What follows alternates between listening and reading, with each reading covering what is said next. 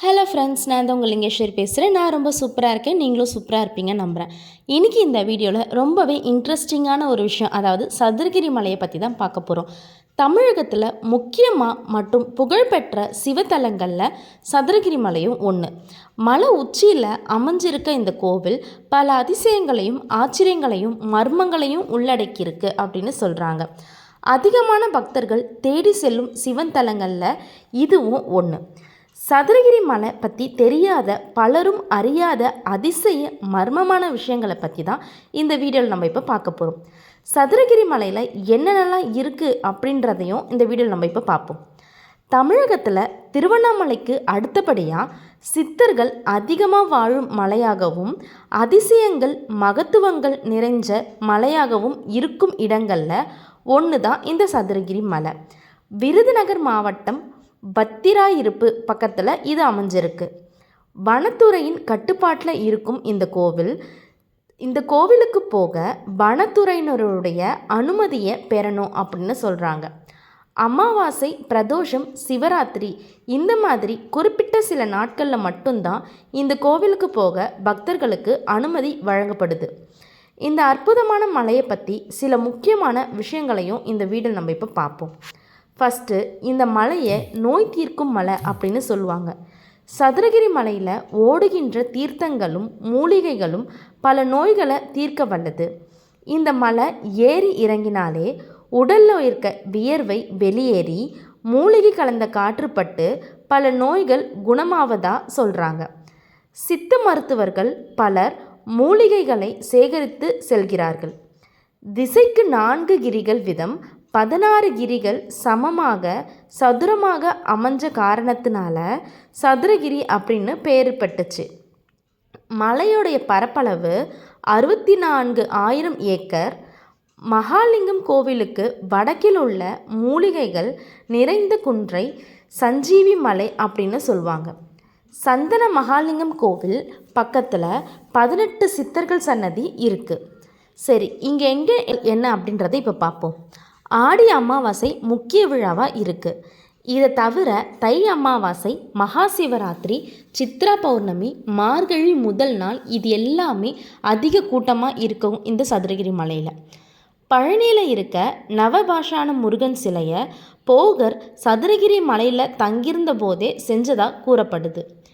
இங்குள்ள ஜோதி புல்லை பகலில் நீரில் நனைச்சி விட்டு இரவில் பார்த்தா தீபம் ஏற்றியது போல் இருக்கும். பழங்காலத்தில் சித்தர்கள் வெளிச்சத்திற்கு இந்த புல்லை உபயோகித்து வச்சுருக்காங்க. சரி, அடுத்ததாக 24 மணி நேரமும் அன்னதானம் போடுறாங்க. அதை பற்றி பார்ப்போம். மகாலிங்கம் கோவில் வடக்கில் ஊஞ்சல் கருப்பண்ண சுவாமி கோவில் இருக்குது. சுந்தர மகாலிங்கத்திற்கு அமாவாசை நாட்களில் மதியம் 1 மணிக்கு அபிஷேகம் துவங்கும். ஆடி அமாவாசை தவிர மற்ற அமாவாசை நாட்களில் தேனும் தினைமாவும் பிரசாதமாக தரும். சதுரகிரி மலையில் மின்சார வசதி கிடையாது. ஜென்ரேட்டர் பயன்படுத்துவாங்க. மலைக்கு மேலே சாப்பாடு பற்றிய கவலையே வேணாம். எந்த நேரமும் உங்கள் வயிறை குளிர வைக்க மடம் இருக்குது. உங்களுக்கு குறைந்தபட்சம் கஞ்சியோ கூழோ இல்லை பழைய சாரமோ நிச்சயம் கிடைக்கும். 24 மணி நேரமும் அன்னதானம் கிடைக்கும் அப்படின்றது தான் விசேஷம்.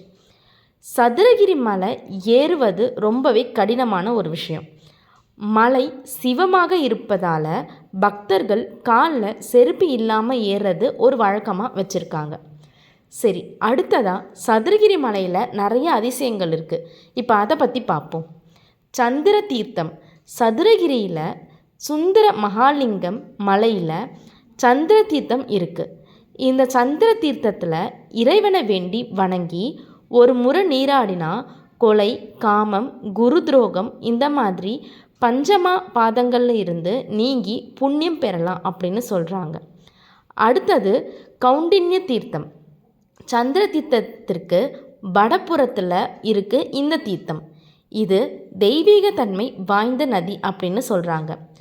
வறட்சியுற்ற காலத்தில் தேவர்களும் ரிஷிகளும் சிவபெருமானிடம் வேண்ட ஈசன் தமது சடைமுடியில் உள்ள கங்கையில் இருந்து ஒரு துளி எடுத்து 4 கிரிகளுக்கும் மத்தியில் விட்டு லிங்கத்தில் மறைஞ்சார் அப்படின்றது ஐதீகம்.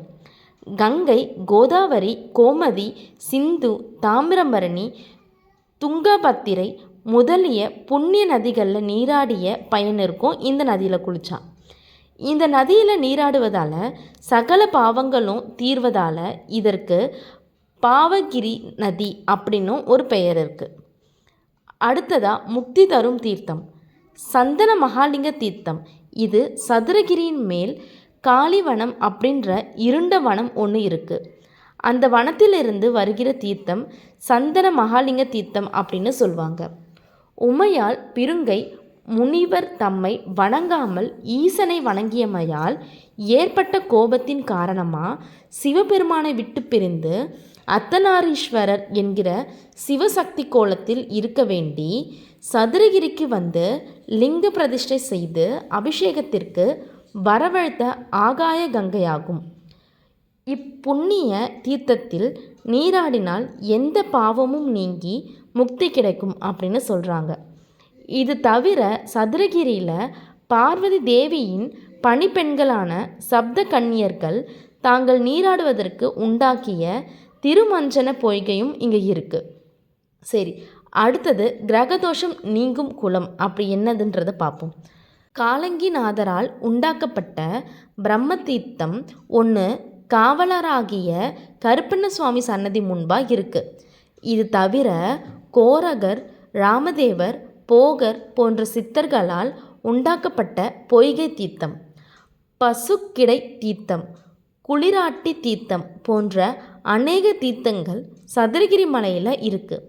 மகாலிங்கம் கோவிலில் இருந்து சாப்டூர் செல்லும் வழியில் உள்ள குளிராட்டி பொய்கையில் நீராற்றுவது.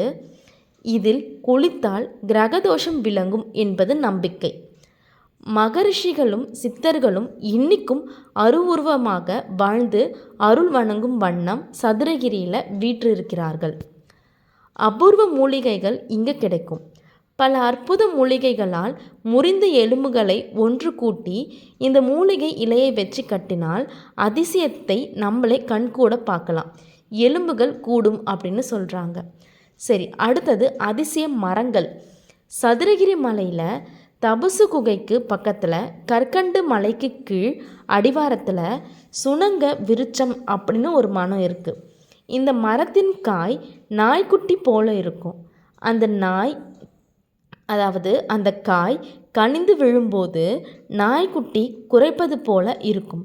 விழுந்த கனி 10 வினாடிக்கு பிறகு மறுபடியும் அந்த மரத்திலேயே போய் ஒட்டிக்கொள்ளும். அதே மாதிரி ஏர் அழிஞ்ச மரம் அப்படின்னு சொல்லுவாங்க. அப்படின்னு இன்னொரு மரம் இருக்குது. இந்த மரத்தில் காய் முற்றியவுடன் கீழே விழுந்துவிடும். அதாவது ஒரு காய் இன்னொரு காயோட முற்றியவுடன் கீழே விழுந்துடும் சொல்கிறாங்க. விழுந்த காய் காய்ந்து அதே தோல் உரிந்தவுடன் மீண்டும் மரத்தில் போய் ஒட்டிக்கும். இடையில் மழை காற்றினால் மரத்தை விட்டு தள்ளி போய் இருந்தாலும் மேல் தோல் உரிந்தவுடன் மீண்டும் மரத்தில் வந்து ஒட்டிக்கும் அப்படின்னு சொல்கிறாங்க. அடுத்தது விலங்கை போல் சத்தமிடும் மரம். சதுரகிரியில் நந்தீஸ்வர வனத்தில் கனை எருமை விருட்சம் அப்படின்னு ஒரு மரம் இருக்குது. அந்த மரத்தின் அடியில் யாராவது ஆட்கள் போய் நின்னால் அந்த மரம் எருமை போல் கனைக்கும். அந்த மரத்தை வெட்டினால் குத்தினால் பால் வரும் அப்படின்னு சொல்கிறாங்க. இதேபோல் மற்றொரு விருட்சம் மரமும் இருக்குது. இந்த விருட்சம் நள்ளிரவில் கழுதை போல் கத்தும். வெட்டினால் பால் கொட்டும்.